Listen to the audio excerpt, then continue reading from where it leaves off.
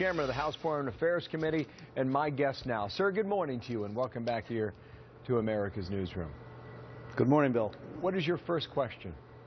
Well, I think our first question is going to be the comments made by the foreign minister of Iran on Wednesday, where he said even though the agreement says that the plutonium factory, that is at Iraq, is the site of this, is supposed to be halted, construction is supposed to be halted, they're going to continue construction, and then on top of it, Iranian officials said they're going to build more of these plutonium bomb-making factories. Now, we can argue about enrichment. As you know, we think it's foolish to give them the right to enrich.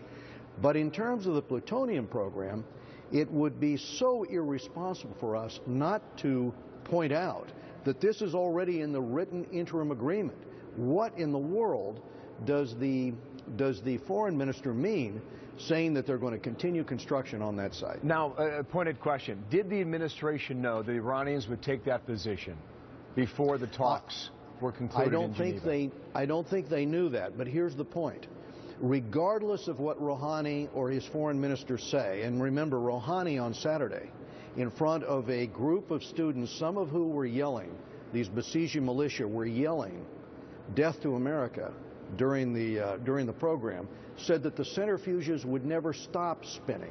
So regardless of the provocation on the Iranian side, does this mean the administration is going to ignore this, is going to continue to unravel sanctions, reboot the economy in Iran, and eventually allow them undetectable breakout capability for their nuclear weapon We're going to see how program. Secretary Kerry answers that. Three specific questions for you right now.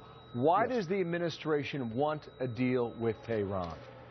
Well, I think the administration, frankly, never supported sanctions.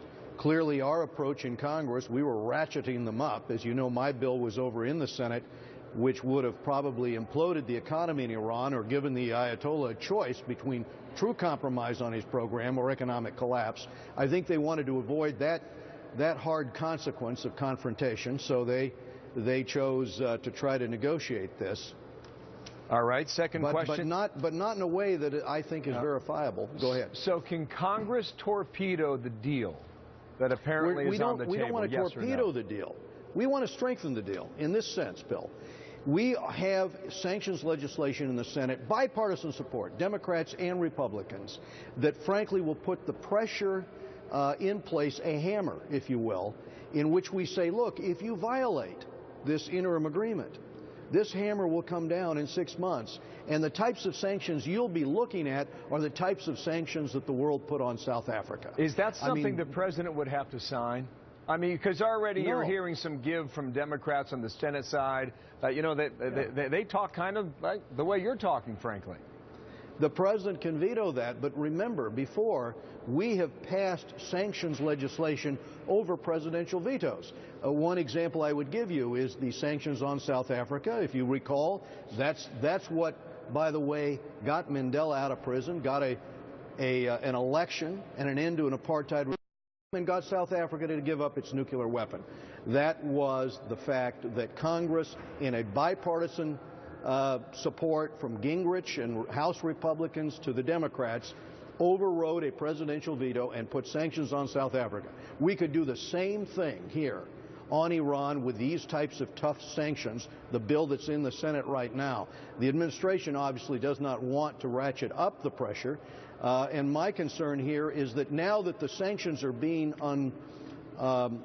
lessened, they're largely psychological as well as legal. So you see the headlines in the paper about all the business interests trying now to do business in Iran. I mean, the only reason they would compromise is tough pressure. So we'd better have something there by way of a hammer, by way of legislation that says that if you do not comply with any interim agreement, this is going to come down hard. Well, it does appear that these sanctions have worked, and that brought them to the table. Third question, final question. There are those who say you're just talking tough, and there's no way that Congress will intervene with the deal that is going on between Tehran and Washington. What would you say to them? I would say that in the face of opposition from this administration, we passed my legislation, my and Elliot Engel's legislation, out of the House with a vote of 400 to 20. So if in the Senate we can get an agreement up, if we can get this legislation up onto the floor, then I think we have the ability to follow through with some very, very important additional leverage and pressure on the regime. What remains to be seen is whether the leader there, Harry Reid, allows a vote on the House floor. Well, but if it comes up for a vote, but he appears a little squishy right now. Yes or no? Does he do it? Well, we don't know yet, and that's.